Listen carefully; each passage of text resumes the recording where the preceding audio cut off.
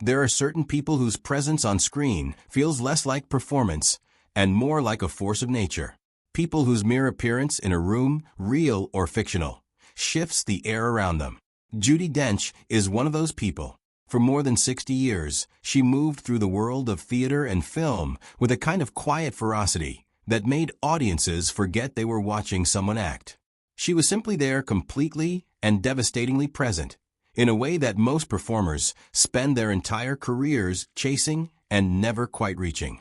But today we are not talking about the roles she played or the awards she won, though there are many of both. We are talking about something far more human, far more uncomfortable, and far more important than any of that. We are talking about a woman who has spent her whole life standing in the light, now navigating a world that has grown increasingly dark. We are talking about Judi Dench saying goodbye. Not in the theatrical sense, not with a curtain call and flowers thrown from the stalls, but in the quiet, undeniable way that life eventually demands from all of us. Slowly, honestly, on her own terms. This is the story of what it looks like when one of the greatest performers who ever lived faces the one role she never auditioned for and cannot walk away from. To understand what Judi Dench is losing, you first have to understand what she built. And to understand what she built, you have to go back to the beginning. Not the glamorous beginning that retrospectives tend to favor, but the real one. The one that started in a modest household in York, England, where a young girl named Judith Olivia Dench grew up inside a family that genuinely loved the theater. Her father was a doctor, but the arts were the family's true religion. The stage was not a fantasy in that household. It was a language. She trained at the Central School of Speech and Drama in London and made her professional debut in 1957 with the Old Vic Company. From those early days, something was clear to everyone who worked with her. This was not a woman coasting on charm or conventional beauty. This was someone who worked, who listened, who understood that performance was not about showing the audience something. It was about making them feel something they had not expected to feel. That distinction, subtle as it sounds, is everything in this craft. And Dench understood it instinctively. Through the 1960s and 1970s, she became a towering figure in British theater, particularly through her long and celebrated relationship with the Royal Shakespeare Company. The roles she took were not always the obvious ones, not always the leading lady in the traditional sense. She played complexity. She played contradiction. She played women who refused to be reduced to a single emotion or a single purpose. Critics took notice. Colleagues spoke about her with something approaching reverence. But the wider public, the global audience, had not yet arrived. That arrival would come later than anyone might have predicted. And it would come in a form that changed everything. There is a particular cruelty built into the entertainment industry that it rarely acknowledges out loud. Women, once they pass a certain age, become largely invisible to the machinery of Hollywood and mainstream film. Parts dry up. Phones stop ringing. The industry moves on to the next generation and pretends the previous one simply chose to step aside. It is presented as natural, as inevitable, as simply the way things work. For most women, it is exactly that. Final and crushing. Judi Dench refused to accept the terms. When she was cast as M in the James Bond franchise in 1995, she was in her early 60s. Think about that for a moment. At an age when the industry typically considers a woman's on-screen authority to be well past its expiration date, Dench was handed one of the most powerful roles in one of the most successful film franchises in cinema history. And she did not simply occupy the role. She redefined it.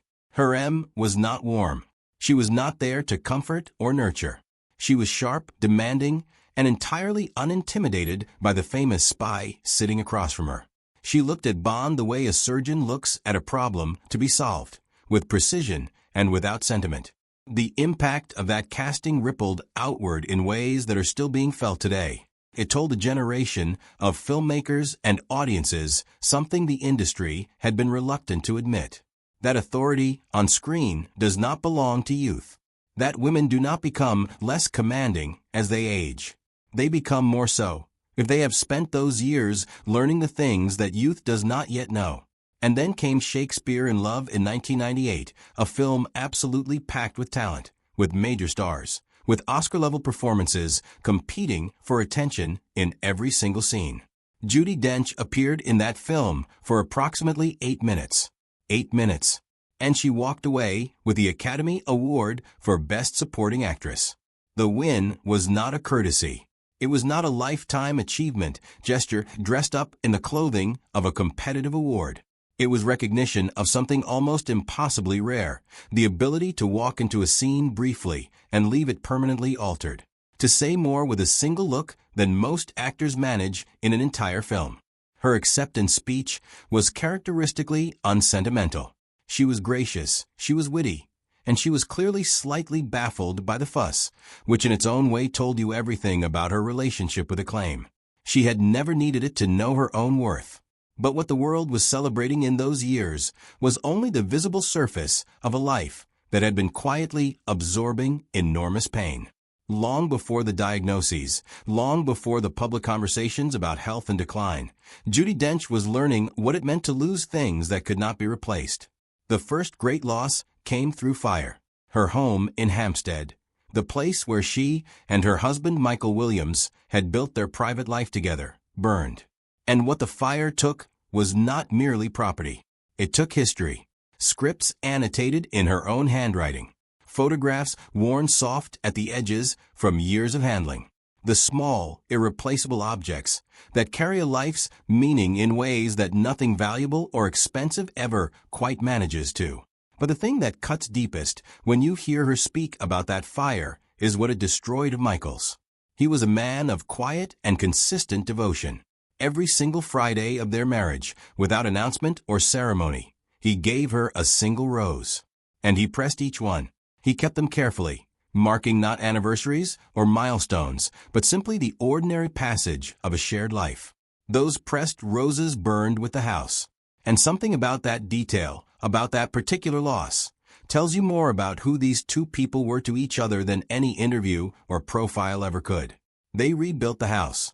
You cannot rebuild what lived inside it. Michael Williams was a respected actor in his own right, a man who understood the particular pressures and silences that come with a life spent performing. Their marriage was not a tabloid story.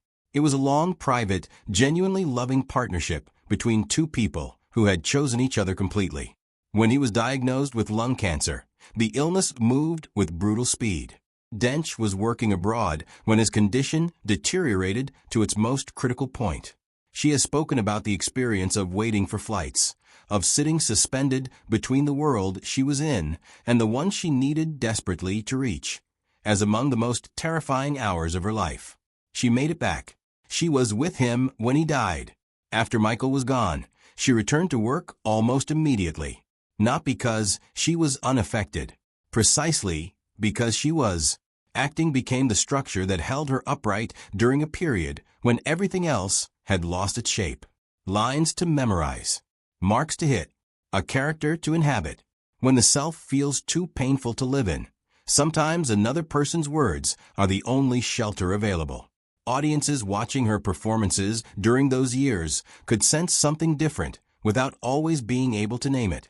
Her silences carried more weight. Her grief scenes felt less constructed and more excavated from somewhere genuinely raw. Because they were. She never remarried. When asked about it, her answers were always simple and complete.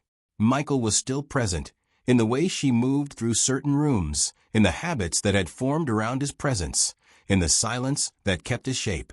She was not waiting for him. She simply had not finished knowing him yet. In 2012, Judi Dench received a diagnosis of age-related macular degeneration.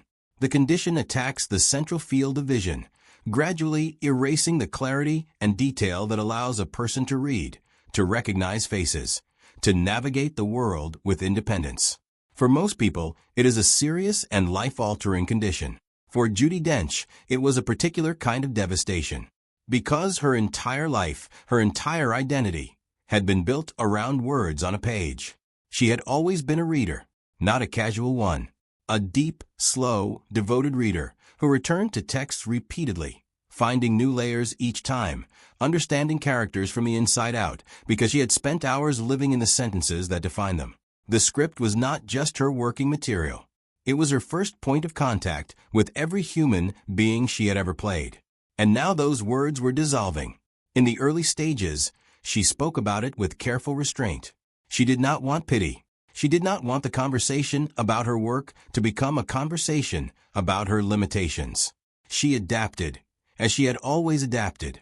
Friends read scripts aloud to her.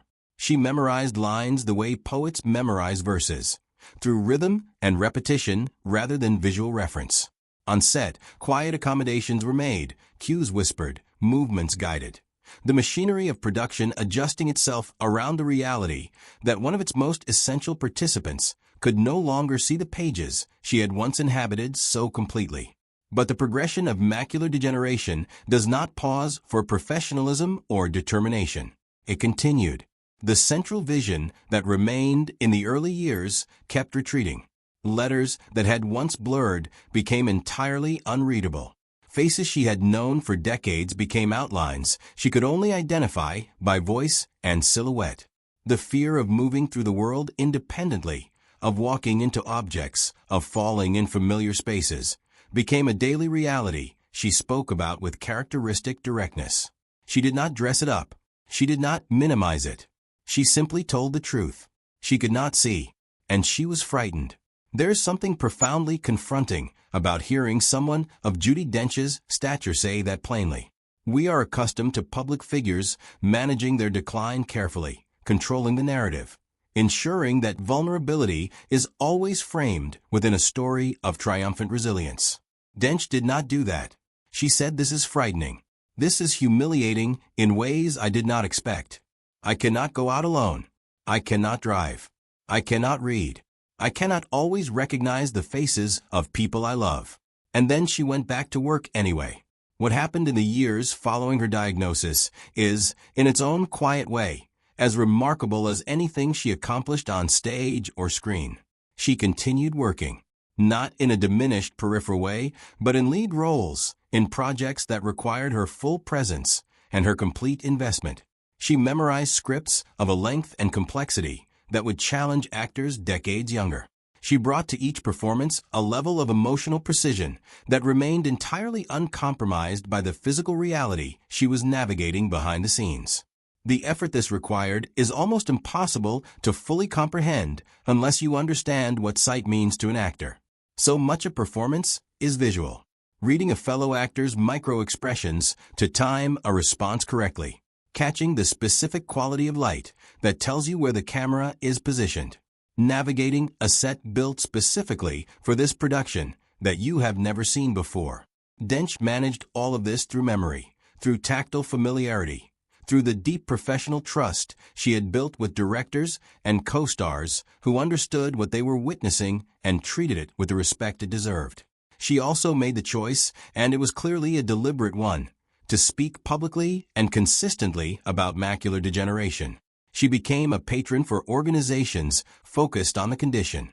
She used her platform and her name to bring attention to a disease that affects millions of people worldwide, many of whom face it in silence and isolation because the stigma around visual impairment remains powerful and largely unaddressed. In doing this, she turned her own most private struggle into something genuinely useful. That is not a small thing.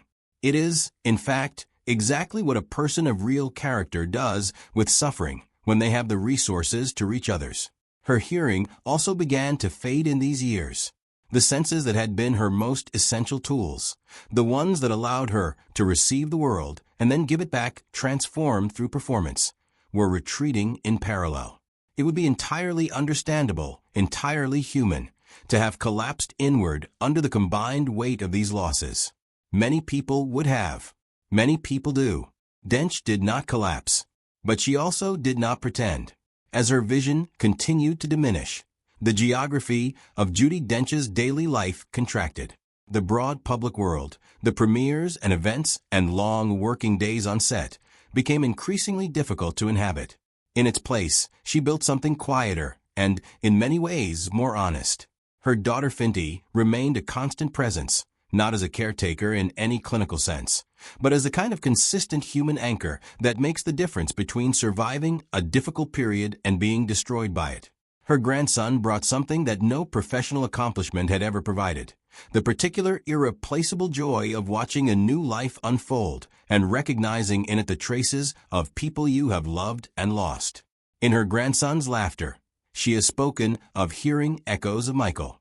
Time, in those moments, becomes strange and generous, collapsing the distance between the living and the gone.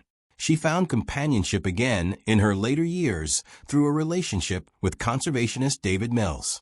It was quiet and real, built on shared mornings and conversation and the particular comfort of having someone who asks nothing from you except your honest company. She was clear about the nature of this connection. It was not a replacement for what she had with Michael. It was a different thing entirely, something that existed in the present rather than measuring itself against the past. That distinction mattered to her, and she spoke about it without apology. Her love of trees deepened into something close to a spiritual practice. She planted them in memory of friends she had lost, creating on her own land a living record of relationships and absences. Walking among those trees, she said, felt like conversation. Presence and loss coexisting in the same physical space, which is, when you think about it, exactly what great performance has always done. A life remembered not through objects or photographs, both of which had already been taken from her, but through living things that continue to grow even after the person who planted them is gone. The farewell that Judi Dench is offering the world does not look like a farewell. There is no final announcement, no conclusive last performance, no grand gesture designed to give the press a clear headline and the public a clean narrative. Instead, there is simply the honest acknowledgement that certain things have become impossible. That the version of herself who could spend 14 hours on a film set, who could memorize 40 pages of dialogue, who could move through unfamiliar spaces without fear, is no longer available. Not because she failed, because the body has limits and time respects no one's professional ambitions. What remains is not a diminished Judi Dench. It is a different one. A woman who tends her garden with hands that remember shape and texture even when vision cannot assist. Who plays word games with the same mind that once dissected Shakespeare. Who sits in familiar rooms and lets memory do what sight once did, filling in the details, restoring the faces, animating the spaces with the people who used to move through them. The life has grown smaller in its outer dimensions. It has not grown smaller in its meaning. The legacy this woman leaves behind is extraordinary in its breadth and its quality. The performances alone would be enough to justify a place in the permanent record of human artistic achievement. But the legacy that matters most, the one that will outlast the awards and the reviews and the film retrospectives, is something else entirely. It is the example of how to face loss without pretending it is not loss. How to adapt without calling adaptation victory. How to remain present in your own life, even when the world you once inhabited has become inaccessible. She did not fight time by refusing to acknowledge it. She fought it by looking directly at it, speaking its name clearly, and then going back to work anyway. That is not the story of a legend's decline. That is the story of a human being at full power. Power that does not require a stage, or an audience, or a camera pointed in her direction. Fire erased her memories. Death ended her marriage. Illness took her sight, line by line, word by word, face by face. And through all of it, she remained. Not unaffected, not invincible. Simply, stubbornly, completely present.